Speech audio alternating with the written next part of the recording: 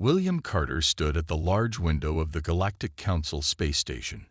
The blue-green glow of Proxima Centauri shined below him. After 5 years as Earth's ambassador, he still found the view breathtaking. But today, he could not enjoy it. The data tablet in his hand felt heavy with the truth it contained. "Ambassador Carter, the High Council will see you now," said a tall, thin alien with gray skin. William nodded and straightened his formal blue uniform. He followed the alien through the curved hallway to the Grand Council chamber. 12 representatives from the most powerful species in the galaxy sat in a half-circle on raised platforms. In the center sat High Counselor Zex, whose 6 eyes blinked at different times. "Ambassador Carter of Earth," Zex spoke in the common galactic language. "You requested this emergency meeting. What matter is so urgent?" William stepped forward. His heart beat fast, but his voice remained steady. "High Counselor, members of the Council, I come before you with evidence of serious violations against the Treaty of Sol." He connected his tablet to the room's display system. Images appeared on the large screen behind him. Secret mining operations on Earth's moon, humans in glass containers being studied, and documents showing plans for more. For 50 years, Earth has been a loyal member of this council. We have shared our culture, our resources, and our knowledge. In return, we discover you have been secretly mining our moon, abducting our people for experiments, and planning to take more of our resources without permission. Whispers filled the chamber. Some council members looked away.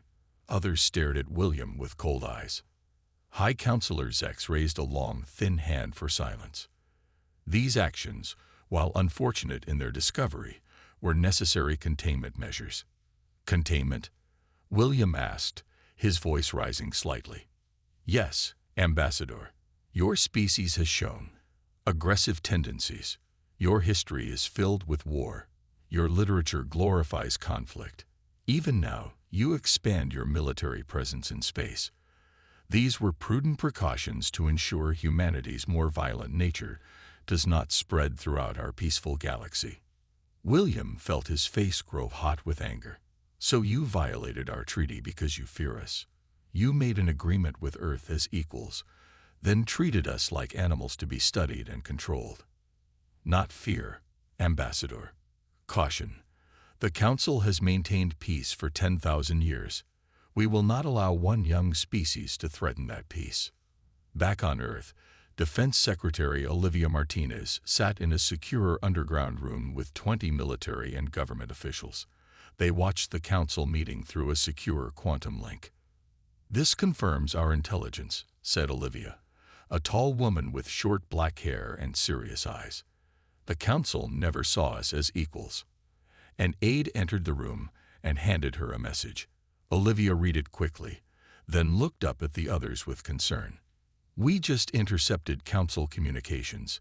They're preparing a fleet. At least 50 ships. They're calling it a peacekeeping mission to Earth. Based on their movements, we have maybe 6 months before they arrive." President George Nelson, a man with gentle eyes but a strong jaw, stood up from his chair at the end of the table. Everyone fell silent. "Then we have 6 months to prepare," he said. "For 50 years we believed we were part of something greater than ourselves. Now we know the truth. If the Council sees us only as a threat to contain, then perhaps it's time we show them why we should not be underestimated." He turned to look at each person in the room. "What we decide in the coming days will change the course of human history. We must be careful, we must be smart, and we must be united. Earth's future depends on it." As President Nelson spoke on Earth, Ambassador Carter stood firm before the Council, unaware that the true test of humanity was just beginning. 6 months had passed since Ambassador William Carter's confrontation with the Galactic Council. Earth had replaced him with Daniel Scott, a man with sharp eyes and an even sharper mind. Today, Daniel stood in the same council chamber, but the mood was very different. "The people of Earth present this final opportunity for peaceful resolution," Daniel said to the council members who watched him with cold stares. "Either acknowledge your violations of the Treaty of Sol and agree to new terms, or Earth will withdraw from the Galactic Council. High Counselor Zex leaned forward. His 6 eyes narrowed. You dare threaten the Council with withdrawal? Earth has 30 days to reconsider this foolish position. If you do not, we will have no choice but to implement protective intervention. Daniel knew what that meant. Invasion. Your response is noted, he said simply. With a small bow, he turned and left the chamber. On his ship returning to Earth, Daniel sent his report to President Nelson. The Council's threat was now in the open. The countdown had begun. Back on Earth, in a research facility deep under the Rocky Mountains, Dr. Catherine Bell worked with intense focus.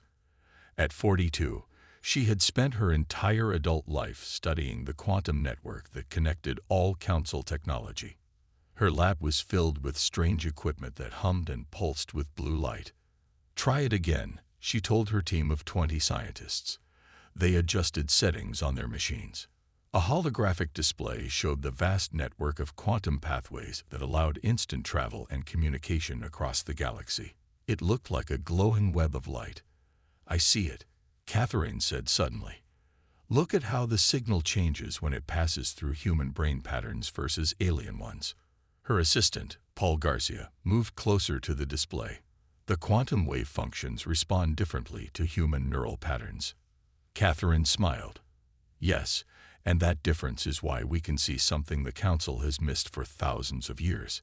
Human brains process quantum information in a unique way. She pointed to a complex equation on her screen. This is our advantage. With this knowledge, we can do what no species has ever done. We can disconnect ourselves from their network while maintaining our own. At the same time, in orbit around Earth, Admiral Frank Cooper floated in the command center of Earth's largest space vessel. Through the window, he could see hundreds of smaller ships moving into new positions. Earth's space fleet was not as large as the Council's, but it was innovative and powerful. Sir, all ships report ready for Operation Firewall, said his second-in-command. Frank nodded. His gray hair floated slightly in the low gravity of the command center. Keep them at ready status, and make sure our lunar bases are fully staffed and armed. He looked at the latest intelligence reports. The Council fleet was gathering. They would arrive in 28 days. In the White House, President Nelson sat with his advisors. The room was quiet as they considered Earth's options. Dr. Bell reports that Project Firewall is almost ready, said Olivia Martinez, but we'll only get one chance. If it fails, we'll be defenseless against the Council fleet. President Nelson looked at the faces around him. These people carried the future of humanity on their shoulders. The Council has given us 30 days, he said, but we will not wait for them to act first. In 29 days, we will address the United Nations. We will show the world the truth about the Council. Then we will activate Project Firewall and declare our independence. He stood and walked to the window. Outside, people walked and talked, unaware of the danger coming from the stars. The Council believes we are young and weak, the President continued. They see our history of conflict as proof that we are dangerous. Perhaps they are right about one thing. When threatened, humans do not surrender easily. The room fell silent. In less than a month, humanity would either gain true independence or face destruction by the very alliance they had trusted for 50 years. The Grand Hall of the United Nations was filled with people. Leaders from every country on Earth sat in rows, their faces serious as they watched President Nelson walk to the podium. Large screens showed his image to billions of people watching around the world. People of Earth, President Nelson began, his voice calm but strong. For 50 years, we have been members of the Galactic Council. We believed they wanted peace and friendship. Today, I must tell you the truth. The screens behind him showed images of secret alien bases on the moon, humans in labs being studied, and plans for Council ships to occupy Earth. The Council has broken our trust. They have taken our resources without permission. They have taken our people for experiments. And now, they plan to take our freedom. Gasps and whispers filled the hall.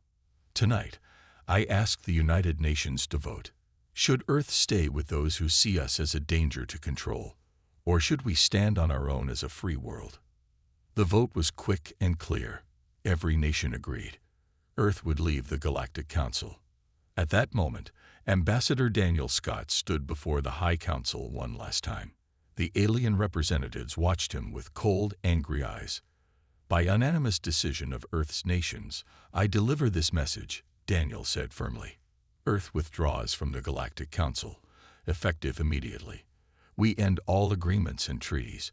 We claim our full independence as a sovereign world. He placed Earth's official council membership token on the center table. The small metal disc seemed tiny in the large room. High Counselor Zex rose from his seat, his 6 eyes blinking rapidly in anger. This is not allowed. No world has ever left the Council. Your planet will be occupied for its own protection. Daniel smiled slightly. You may try, Counselor, but Earth is no longer where you think it is. At that exact moment, Dr. Catherine Bell stood in her lab under the Rocky Mountains. She looked at the countdown on her screen reaching 0. Activate Project Firewall, she said. Her team pressed their controls. The machines around them hummed louder. Blue light filled the room as the quantum shield engaged. In space, Admiral Frank Cooper watched from his ship as a blue wave spread from Earth, covering the entire solar system. The wave looked like rippling water, bending light as it moved. Shield at full power, Admiral, reported his officer. The quantum firewall is complete. Frank nodded. Send the signal to all Earth ships and colonies. Operation Severance is successful. Back in the council chamber, alarms began to sound. Screens flashed with emergency warnings. Council members jumped from their seats in confusion. What have you done? High Counselor Zex demanded. Daniel pointed to the large display showing the galaxy map. Where Earth's solar system had been, there was now only empty space. We've removed ourselves from your maps and your network, Daniel explained. Earth is still where it has always been, but you can no longer find us or reach us through your transportation system. In the Council's 10,000 years of rule, nothing like this had ever happened. The chamber erupted in chaos. Some council members shouted orders to their staff. Others argued with each other about what to do. High Counselor Zex slammed his hand on the table. This rebellion will not stand. Prepare the fleet immediately. But when council technicians tried to access their weapon systems, they found strange blocks in the programming. During 50 years of membership, humans had quietly placed safeguards in critical council systems. Daniel walked calmly from the chamber as confusion spread through the council station. His mission was complete. Earth had done what no world had ever dared to do. They had severed ties with the Galactic Council and disappeared from their reach. As his ship pulled away from the station, Daniel wondered what would happen next in a galaxy where the impossible had just become possible. Richard Miller wiped sweat from his forehead as he supervised the loading of blue crystal ore onto transport ships. The mining colony on Kepler 22 bits was hot, dusty, and miserable. As the human overseer, his job was to make sure the native workers, tall blue-skinned beings called Keplerians, met their council-set quotas. For 5 years he had done this job, feeling worse about it every day. The Keplerians were intelligent and gentle. They didn't deserve to be treated like slaves. Richard checked his datapad and frowned. Communications are still down, he told his assistant. For 3 days, they had been unable to contact the council network. Suddenly, shouts came from the mining tunnel. Richard ran to see what was happening. A crowd of Keplerians had stopped working and gathered around something. When they saw Richard, they moved aside. One of them held a small communication device, showing a recording of Ambassador Daniel Scott's speech to the Council. Earth's severing from the Council was being shared across independent channels throughout the galaxy. Is this true? Asked Toril, the Keplerian leader. Has your world really broken free from the Council? Richard watched the recording with amazement. It appears so. Toril looked at the other Keplerians, then back to Richard. Then you are no longer bound to enforce their will upon us. Richard felt something change in the air. The Keplerians stood taller, their eyes showing a new light. "No," Richard said, making a decision. "I am not." By nightfall, the council administrators had been placed under guard, and the Keplerian people had declared their independence. Richard sent messages to nearby human colonies, learning that similar uprisings were happening on dozens of worlds. Far away on the council headquarters station, the High Council chamber was in constant emergency session. Reports flooded in from across the galaxy, rebellions, uprisings, and declarations of independence from worlds that had been under council control for centuries. "This cannot continue," shouted High Councilor Zex. "How are these primitives communicating without our network?" A junior council member spoke nervously. "It appears the humans created a secondary communication system during their membership. Many species are using it to spread news of Earth's actions." "And our fleet?" demanded Zex. "Still unable to locate Earth's solar system. The quantum disruption is unlike anything we have seen before. On Earth, the first days of independence brought both celebration and hardship. Council technology in homes and businesses stopped working. Trade ships from other worlds no longer arrived with supplies. Human colonies on distant planets lost contact with home." President Nelson addressed the people from the White House. "Citizens of Earth, our path forward will not be easy. We have removed ourselves from a system that was both helpful and harmful to us. Now we must rely on our greatest strengths, our creativity, our determination, and our unity." He explained how Earth scientists were working to replace council technology with human innovations, how Earth's fleet was establishing new supply lines between Earth and its closest colonies. "Throughout human history, we have faced challenges that seemed impossible to overcome. Each time, we have emerged stronger. This will be no different." In her lab, Dr. Catherine Bell studied the quantum shield surrounding Earth's solar system. What had begun as a defensive barrier was showing unexpected properties. "The shield isn't just hiding us," she explained to President Nelson during a secure meeting. "It's creating a separate bubble of space-time. We exist in the same physical location, but in a slightly different dimension." "Can it be maintained?" asked Olivia Martinez. "Yes, and potentially expanded," Catherine replied. "We might be able to extend this shield to protect other worlds that wish to join us." President Nelson looked thoughtful. "So we haven't just left the council. We've created the possibility of a new region of space beyond their control." As night fell on Earth, millions looked up at the stars, wondering what was happening in the galaxy beyond their view, and how the universe was reacting to humanity's unprecedented act of defiance. 3 months had passed since Earth activated the quantum shield. Life had changed for everyone. People had adapted to life without council technology. Scientists had created new systems. Farmers had grown more food. Factories had built more goods. Earth was surviving on its own. On the edge of the solar system, near where Pluto orbited the Sun, a small ship appeared. It wasn't there. Then suddenly it was. The ship was damaged, with burn marks along one side. It sent no signals and made no threats. It simply drifted toward Earth. Admiral Frank Cooper ordered his patrol ships to surround the visitor. "Bring it to the Mars station," he commanded. "Full security. We don't know if the Council has found a way through our shield."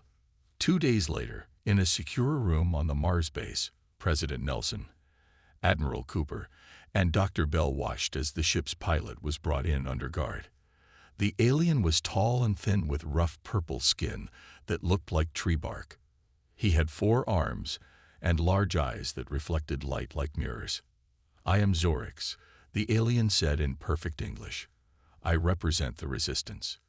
"What resistance?" asked President Nelson. "Those who have fought against the Council's rule for centuries," Zorix explained. "Many species, many worlds, united in secret. We have watched your Earth for many years. What you have done, leaving the Council, creating this quantum shield, it has never been done before." He placed a small device on the table. It projected a hologram of the galaxy.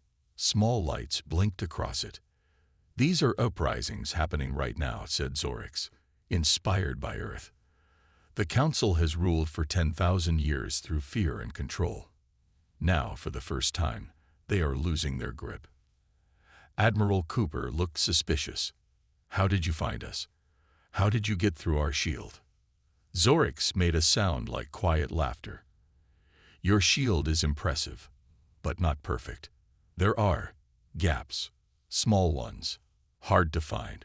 We have been studying Council technology for centuries. We know its weaknesses." "Why are you here?" asked Dr. Bell. "To offer an alliance," said Zorix. "We have hidden resources, secret technologies, safe worlds beyond Council reach. You have something we need: your unique understanding of quantum science. Together, we might finally end the Council's rule." President Nelson studied the alien carefully. "And if we refuse?" "Then I leave, and you continue alone," said Zorix simply. "But know this: the Council will never stop looking for you. They cannot allow your defiance to stand. It threatens everything they have built." Later, as they discussed Zorix's offer in private, Dr. Bell shared a new discovery. "The quantum shield is doing something unexpected," she said, showing them data on her screen. "It's not just hiding us. It's creating a separate pocket of space-time. And it's growing." "Growing how?" asked Admiral Cooper. "Slowly expanding outward," Dr. Bell explained. "In theory, we could direct this expansion. We could create a new region of space beyond Council reach, a place where other worlds could join us." President Nelson walked to the window. Through it, he could see the red surface of Mars, where humans had built a new colony. In the sky above, Earth shined like a blue star. "If what Zorix says is true, we're not alone in wanting freedom from the Council," he said. "Perhaps this is our chance to build something better." Meanwhile, aboard his ship, Zorix sent a secret message to resistance leaders on 12 worlds. The message was simple: Earth has the key. The Council's end has begun. As the message traveled through hidden channels, Zorix looked out at the blue planet that had done the impossible. For thousands of years, his people had dreamed of freedom. Now, because of these humans, that dream might finally come true. Back on Earth, citizens watched the night sky, unaware that the strange visitor from beyond their shield might be offering a path to a new future, not just for humanity, but for the entire galaxy. In the Grand Council chamber, High Counselor Zex faced the largest fleet commanders from across the galaxy. The mood was dark. 4 months had passed since Earth's disappearance, and the Council's authority was weakening every day. "We have assembled the largest fleet in Council history," Zex announced. 1,000 ships with our best weapons. They will find Earth and bring it back under our control." A tall human woman stepped forward. Her uniform showed her high rank in the Council forces. Commander Elizabeth Ward had left Earth 20 years ago to join the Council military. She had risen quickly through the ranks. "High Counselor," she said, "I volunteer to lead this mission. I know Earth's defense systems. I trained many of their military leaders." Zex studied her with all 6 of his eyes. "Your loyalty to the Council has been proven, Commander Ward. But can you fire upon your home world if needed?" Elizabeth's face showed no emotion. "Earth is not my home anymore. The Council is. I will do whatever is necessary." 2 weeks later, Elizabeth stood on the bridge of the largest Council warship ever built. The massive vessel led a fleet that stretched far into space. They had reached Earth's last known coordinates, but found only empty space. "Begin the search pattern," Elizabeth ordered. "Look for any quantum disturbances. Earth must be somewhere." She walked to her private quarters and looked at an old photo she kept hidden. It showed a younger version of herself standing next to Dr. Catherine Bell. They had been friends once, studying physics together at university. Then their paths had split. Catherine stayed on Earth, while Elizabeth sought power among the stars. "You always were the clever one, Katie," Elizabeth whispered. "But I know how your mind works. I'll find you." On Earth, in a small office inside the Pentagon, Intelligence Officer Ryan Phillips reviewed reports from agents around the world. His job was to find Council loyalists who might threaten Earth's security. "Sir, we found something," said his assistant, placing a data tablet in front of him. Ryan studied the information. Several strange signals had been detected coming from locations around the world. The pattern matched known Council communication methods. "How many?" Ryan asked. "At least 30 people," his assistant replied. "In positions of power, government, military, science. They're organizing something." Ryan frowned. This was worse than he had feared. "Put all suspects under surveillance. I want to know what they're planning before they can act." He sent an urgent message to President Nelson. The threat they had feared was real. Traitors were among them, ready to help the Council retake Earth. In her lab, Dr. Bell worked with Zorix and her team to understand the growing quantum shield.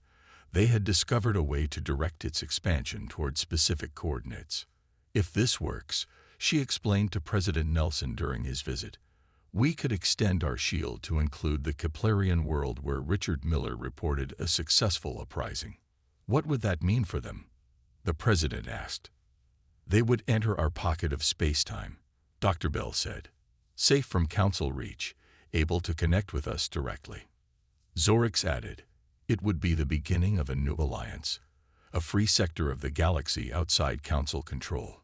President Nelson considered this. "How soon could we attempt this?" 2 weeks, Dr. Bell answered. "But there's a risk. Extending the shield will create a temporary quantum surge that might be detectable. If the Council is looking for us, they might find us." The President finished her thought. At that moment, a secure message arrived from Ryan Phillips about the network of Council loyalists discovered on Earth. "It seems we face threats from both outside and within," President Nelson said grimly. "We need to move quickly, prepare to extend the shield to Kepler 22 bits, and Ryan, find these traitors before they can act." As night fell across Earth, 2 countdowns began. Dr. Bell's team preparing to reach out to another world, and Commander Ward's fleet methodically searching for any trace of the planet that had defied the Council. The race to determine humanity's future had begun. A secret meeting took place on a Council world far from the searching fleet. 12 Council members met in an underground room, away from the eyes of High Counselor Zex. These were the Reformers, a group that had questioned Council policies for centuries. "The time has come to reveal the truth," said Counselor Mira, the oldest among them. "Earth's defiance has created an opportunity we may never have again." The others looked nervous but determined. What they planned was dangerous. "Send the message to all worlds," Mira continued. "Let everyone know who truly created the Council, and why." Across the galaxy, on thousands of worlds, beings watched in shock as their communication devices showed an unexpected message. The Reformers revealed the truth that had been hidden for 10,000 years. The Council itself was created by an ancient species called the predecessors. These predecessors had built the Council to harvest the collective consciousness of intelligent beings. Like farmers tending crops, they had used the Council to control the evolution of thinking species, harvesting their mental energy when it reached the right level. On Earth, President Nelson watched the broadcast with Zorix and Dr. Bell. "Is this true?" Nelson asked Zorix. The alien nodded slowly. "The Resistance has suspected this for centuries, but we never had proof until now." Dr. Bell studied the scientific data included in the broadcast. "This explains something I've been trying to understand," she said. "According to these readings, human consciousness operates differently from other species. Our brainwaves create unique patterns in the quantum field." "Which means what?" asked President Nelson.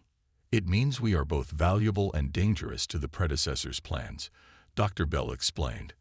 "Our minds produce more energy for them to harvest, but we also have the potential to disrupt their system. That's why the Council has been so careful with us, keeping us isolated, studying us, planning to control us more directly." In space, Commander Elizabeth Ward received the same broadcast on her ship. She stared at the screen, her face pale with shock. Everything she had believed about the Council was a lie. All her years of loyal service had been in support of something terrible. She thought of Earth, hiding somewhere in the quantum field. She thought of her old friend Catherine, working to protect humanity. For the first time in 20 years, Elizabeth questioned her choices. On Earth, Ryan Phillips had tracked down the network of Council loyalists. They were planning to sabotage Earth's defense systems and send a signal to guide the Council fleet through the quantum shield. "We have identified all 32 members of the network," Ryan reported to President Nelson. "We can arrest them tonight." "Do it," the president ordered. "We can't risk them interfering with Dr. Bell's plan." In her lab, Dr. Bell prepared to expand the quantum shield to reach Kepler 22 bits. The complex equipment hummed with power as she made final adjustments. "The process will take 6 hours," she explained to President Nelson. "During that time, our shield will be more visible in the quantum field. If the Council fleet is looking in the right place at the right time, they might find us." "And if they do?" asked Nelson. Admiral Cooper spoke up. "Our fleet is ready, Mr. President. We've been joined by 20 resistance ships, thanks to Zorix. We'll defend Earth while the shield expands." President Nelson looked at each person in the room. Dr. Bell with her brilliant mind, Admiral Cooper with his steady courage, Zorix with his alien wisdom, and Ryan Phillips with his sharp instincts. The fate of not just Earth, but perhaps the entire galaxy, rested on their shoulders. "Begin the expansion," Nelson ordered. As Dr. Bell activated the system, the quantum shield around Earth began to stretch outward, reaching across light years toward the Keplerian world. The shield shimmered in the quantum field like a beacon. And in the darkness of space, aboard her flagship, Commander Ward's sensors detected the faint quantum signature. She had found Earth. Space lit up with weapons fire at the edge of Earth's quantum shield.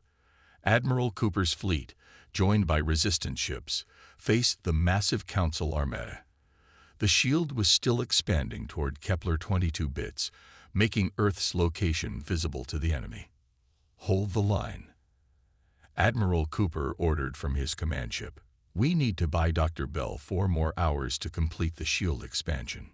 The Earth ships were outnumbered but fought with fierce determination. They knew everything depended on this battle. On the Council flagship, Commander Elizabeth Ward watched the battle unfolding. Her mind was in turmoil after learning the truth about the Council. She made a decision.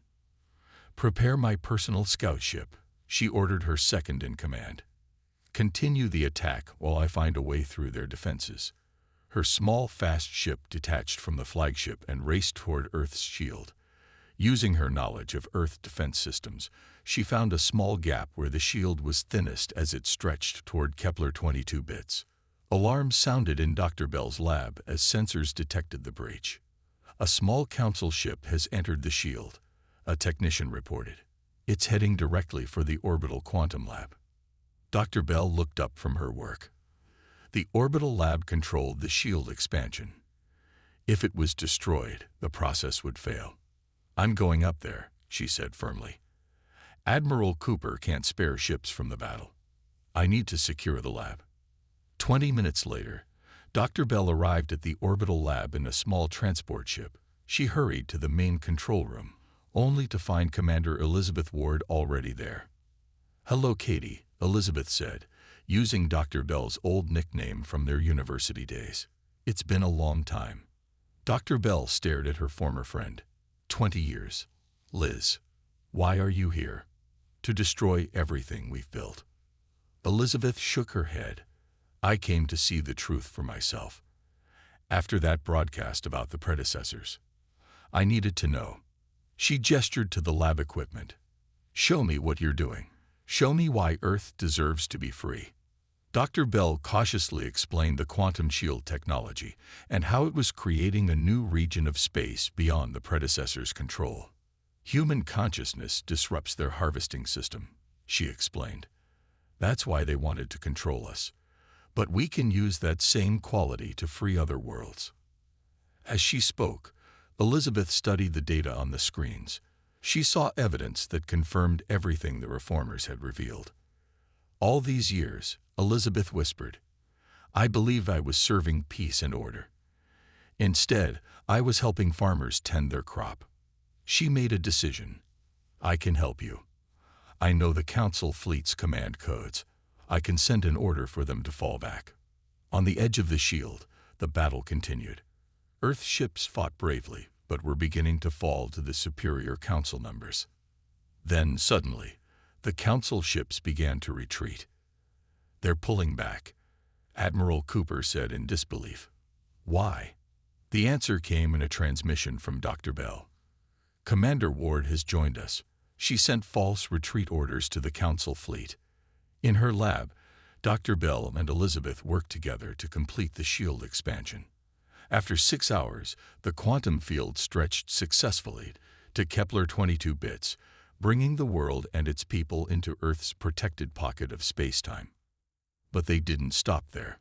Using Elizabeth's knowledge of Council systems and Dr. Bell's quantum science, they'd broadcast the truth about the predecessors across all quantum channels, reaching every corner of the galaxy simultaneously. One by one, worlds declared independence from the Council. The predecessors' carefully built system of control collapsed as species after species realized the truth. 1 year later, representatives from 50 formerly Council-controlled worlds gathered on Earth. In a ceremony watched by billions, they signed the charter of a new galactic alliance, one built on freedom, cooperation, and mutual respect. President Nelson, Dr. Bell, and Elizabeth Ward stood together as the document was signed. We did more than leave the Council, President Nelson said. We created something better to take its place. As ships from the new alliance prepared to explore regions of space never before accessible, humanity had learned perhaps its greatest lesson. True strength comes not from standing alone, but from having the courage to build bridges when walls no longer serve.